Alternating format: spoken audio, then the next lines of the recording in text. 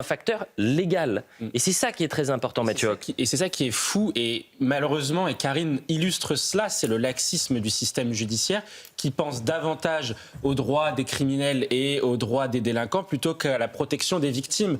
Et souvent, moi, quand j'interviens sur ces types de sujets, c'est horrible, c'est que quand vous regardez les statistiques produites elles-mêmes par le ministère de la Justice sur les affaires de viol, la peine encourue moyenne est de 20 ans dans le code pénal.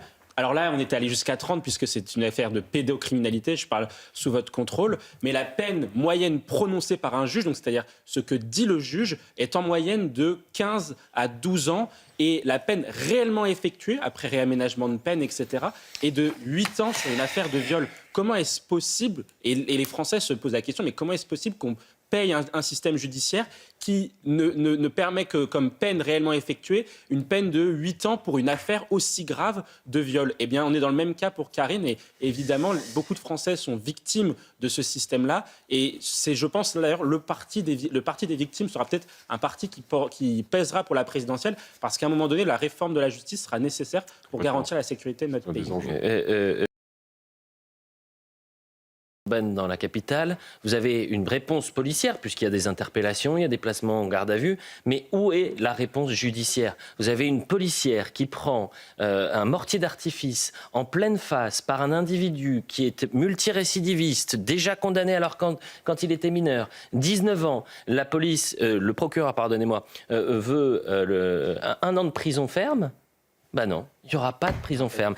Tous échappent à la prison après ces premières comparutions immédiates. Et donc, effectivement, c'est une invitation à recommencer, c'est une invitation à récidiver, puisque aujourd'hui, dans notre pays, vous pouvez saccager des écoles, vous pouvez saccager des biens publics, vous pouvez saccager du mobilier urbain, les arrêts de bus, etc.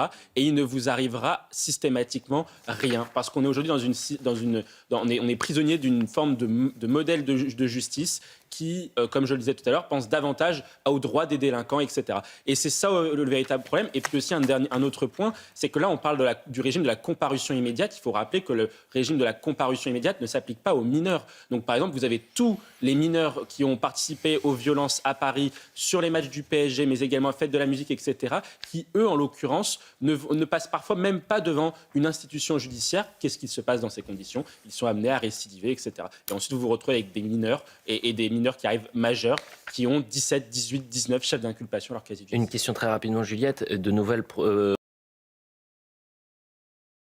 On part dans un instant. Oui, en effet. Et puis, d'une certaine façon, la France Insoumise est le parti, il faudra poser la question à Emmanuel Bompard, mais la France Insoumise est le parti qui est le moins démocrate sur l'ensemble de l'échiquier politique. Ça se voit au niveau de la nomination de leurs candidats dans les procédures internes. Ça a été d'ailleurs décrit par les journalistes qui ont écrit l'ouvrage La Meute. Ça a été décrit par toutes les personnes qui ont été purgées par la France Insoumise. Et puis là, on a aujourd'hui un édile élu La France Insoumise qui déclare, eh bien, moi, en tout cas, j'appelle à ce qu'on ne respecte pas le résultat des urnes. C'est quand même la base d'une démocratie parlementaire et libérale.